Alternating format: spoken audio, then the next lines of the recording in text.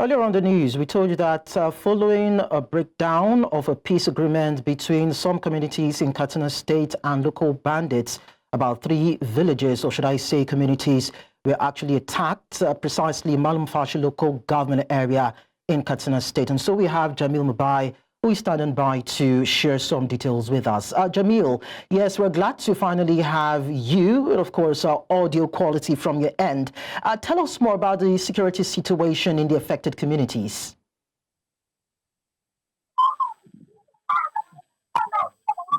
As you can see, I am in Gidan Na'alma, where this is one of the communities where the bandits attacked. This is called Gidan Na'alma, and during the attack here, they killed one person.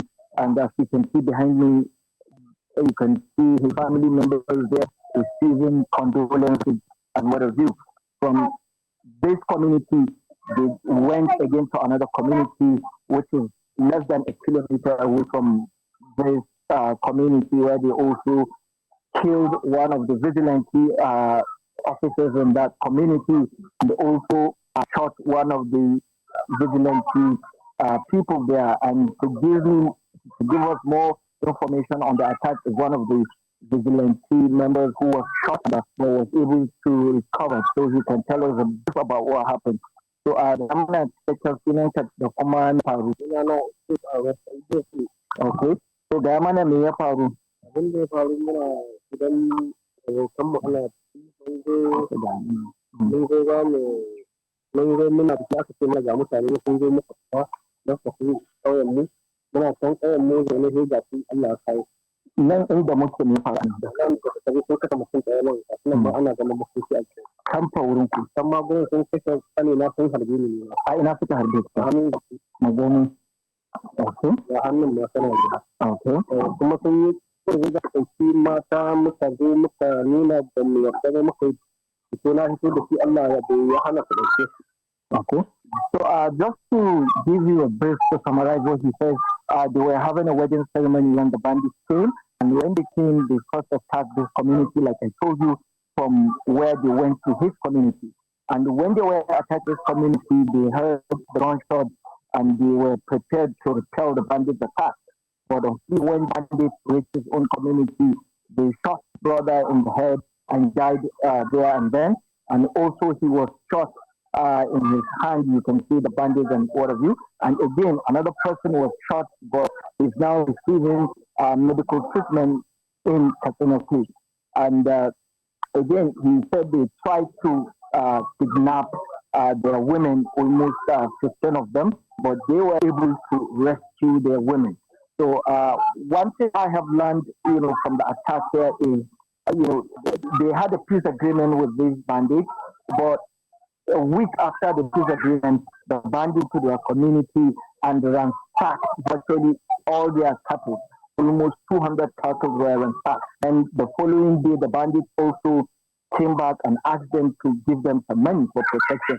So after that, they realized that this Tuesday is not going to hold. And from then, they said, okay, it's never going to happen.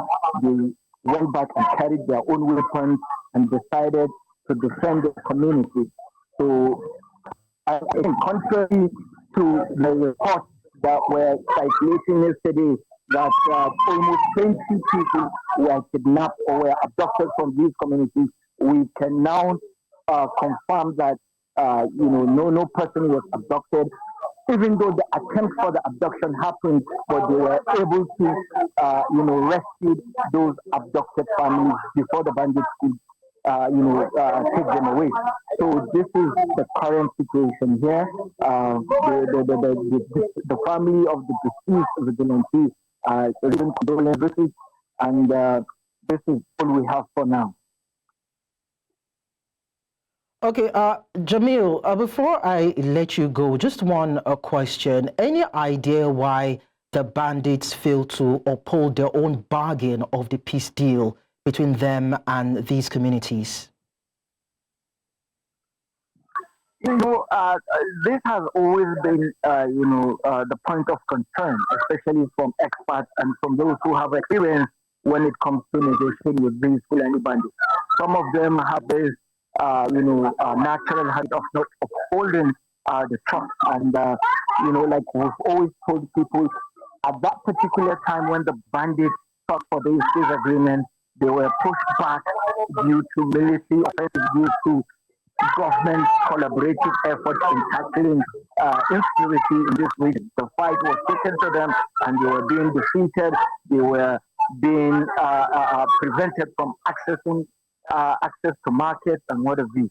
So a lot of people have, doubt with the acceptance of this peace deal from the Fulani Agents, saying that they are just going to use that to buy time and regroup, retreat, and once the people are calm, they pull out, a surprise attack to them. And this is what we are beginning to see. But now it's left to the authorities, the state government and the federal government to now think of a way that they can continue to fight this fight. Because, this can happen today in Malumfashi. We don't know where the next attack will happen. Well, even though for the past 2 to 3 months there have been window of peace, along all these communities due to the peace agreement.